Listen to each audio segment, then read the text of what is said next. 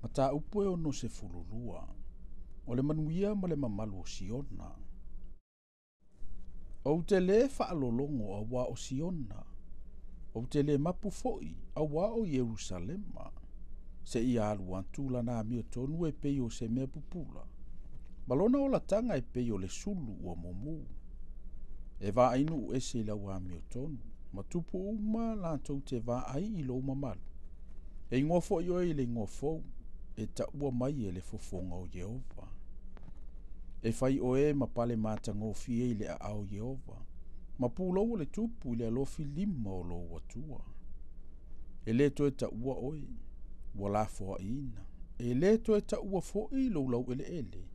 Ua tu ufua. Ai peitai. E ingoa oe. Wa yante ia lo ufia fia. E ingoa fo i lo lau ele ele. O le nofo tani.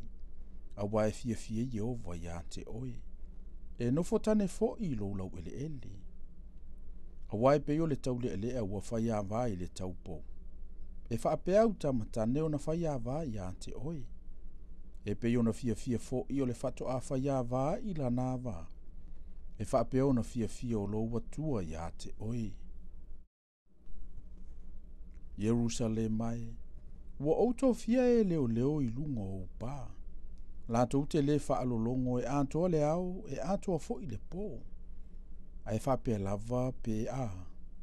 O outou o e tau wina Jehova. Aua ne i file mu outou. Aua fo ina i tuantu ia te ia file mu. Se ia wha mawina ia. Ma se ia whaia Jerusalema ma vi inga i le lalolangi. Wa tautou Jehova ilona a au tau matau, malona a au malosi.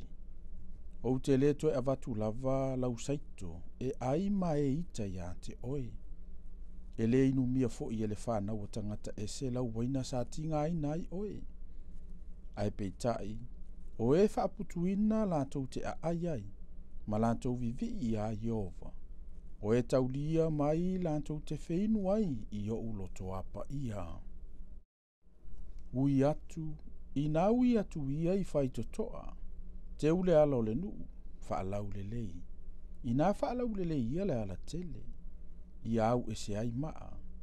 Ia whaatu i lunga se tanga vai mo le nuu. Whaauta, ua whailua Jehova e o le tulu inga o le lalolangi. Whai atu i le tama whawhine Siona, whaauta, ua o mailo whaola. Whaauta, o loo ia te ia lana taubi, o iona luma fo i le totongi o lana ngā ruenga. E ingoa fo i lantou, o le nuupa ia, o e ua whaatawina i Jehova. E ingoa fo i oe, o le a aie uia, o le a aie le lafoa ina.